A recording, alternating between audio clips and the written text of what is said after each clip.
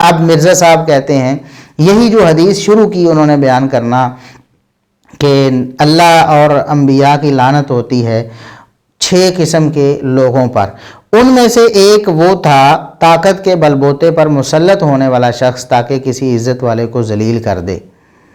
طاقت کے بلبوتے پر مسلط ہونے والا، ڈکٹیٹر جسے کہتے ہیں، تو وہ کہتے ہیں کہ اس کی شرح نہیں کرتے اہل حدیث، اس لیے کہ شرح نہیں کرتے کہ ان سے لوگ پوچھیں گے کہ طاقت کے بلبوتے پر اس امت پر کون مسلط ہوا ہے۔ طاقت کے بلبوتے پر امت پر وہی مسلط ہوا جس کے بارے میں ہم چیپٹر کلوز کر چکے ہیں 5B ریسرچ پیپر میں۔ صحیح بخاری میں حدیث موجود ہے، حضرت معاویہ رضی اللہ عنہ نے اپنی وفات سے 4 سال پہلے تلوار کے زور پر اپنے بیٹے کی بیعت لی۔ طاقت کے بلبوتے پر مسلط ہونے والا شخص تاکہ کسی عزت والے کو ذلیل کر دے۔ اے وجہ جدید شرح نہیں کرتے، تو ان سے پوچھے طاقت کے بلبوتے پہ اس امت پہ کون مسلط ہوا ہے؟ صحیح، اس وجہ سے سر وہ گستاخی کا فتویٰ لگاتے ہیں۔ طاقت سے اس امت پہ وہی مسلط ہوا ہے جس کے بارے میں ہم چیپٹر کلوز کر چکے ہیں 5B لکھ کے۔ واقعہ کربلا کا حقیقی پس منظر 72 صحیح الاسناد حدیث کی روشنی میں آپ اس میں دیکھ لیں۔ صحیح بخاری میں حدیث موجود ہے 4827 4827 کہ حضرت معاویہ رضی اللہ تعالیٰ عنہ نے اپنی وفات سے 4 سال پہلے تلوار کے زور پر اپنے بیٹے کے لیے بیعت لی۔ نعوذ باللہ، صحیح بخاری پر یہ کتنا بڑا جھوٹ ہے۔ اور آپ دیکھیں کہ یہ لوگ ویسے کہتے ہیں ہم بڑا ادب و احترام کرتے ہیں صحابہ کرام کا، سیدنا معاویہ رضی اللہ عنہ کو ان لوگوں میں شامل کیا ہے جن پر اللہ کی اور انبیاء کی لعنت ہے، نعوذ باللہ۔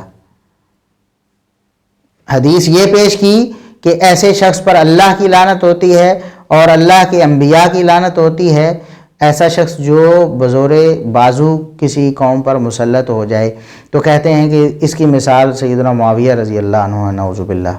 وہ لوگوں پر مسلط ہو گئے اور اس کے لیے جھوٹ بولنے سے بھی انہوں نے گریز نہیں کیا۔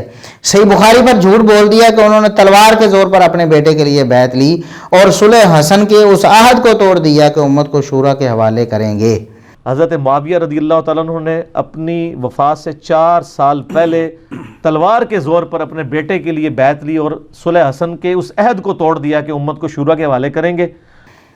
یہ دونوں باتیں جھوٹ ہیں۔ آپ صحیح بخاری اٹھا لیں 4827 نمبر، اس حدیث میں بلکہ دنیا کی کسی صحیح حدیث میں آپ کو یہ دونوں باتیں نہیں ملیں گی، بلکہ ان دونوں میں سے کوئی ایک بھی نہیں ملے گی۔ سیدنا معاویہ رضی اللہ عنہ نے تلوار کے زور پر تلوار تانی ہو بیعت کرو میرے بیٹے کی ورنہ گردن کاٹ دیں گے، ایک بات۔ دوسری، صلح حسن میں کوئی شرط رکھی گئی ہو، صلح حسن کے حوالے سے جو شرائط تھیں ان کا جو افسانہ مرزا صاحب آپ نے گھڑا، جھوٹی روایات آپ نے پیش کی لوگوں کے سامنے، دھاندلی کی، ہم اس پر ایک الگ کلپ ریکارڈ کروا چکے ہیں جس کا ہم نے ٹائٹل ہی یہ رکھا ہے کہ صلح حسن کی شرائط کا افسانہ۔ آپ احباب جو ابھی ہمارا لیکچر سن رہے ہیں وہ اسے دیکھ سکتے ہیں، ہم نے تفصیل دوبارہ ہم اسے ریوائز نہیں کریں گے۔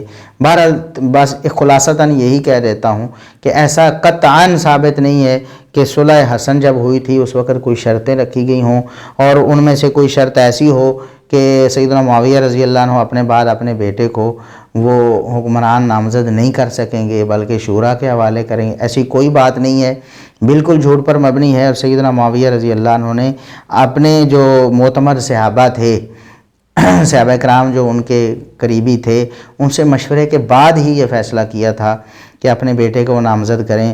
بہت سے صحابہ کرام نے بیعت کی ان کے بیٹے کی، بہرحال ہمارا یہ موضوع نہیں ہے۔ سیدنا عبداللہ بن عمر رضی اللہ عنہما لوگوں کو روکا کرتے تھے، تم نے معاویہ کے بیٹے کی جو بیعت کی وہ اللہ رسول کی بیعت کی ہے، خبردار تم نے توڑی، اگر تم نے توڑا تو میرے ساتھ تمہارا کوئی تعلق نہیں۔ یہ صحیح بخاری میں موجود ہے۔ تو بہرحال ہمارا یہ ٹاپک نہیں ہے، بتانے کا مقصد یہ ہے کہ آپ نے یہاں پر جھوٹ بول دیا، کہا صحیح بخاری میں ہے کہ سیدنا معاویہ رضی اللہ عنہ نے تلوار کے زور پر بیعت لی اور صلح حسن کے عہد کو توڑ دیا۔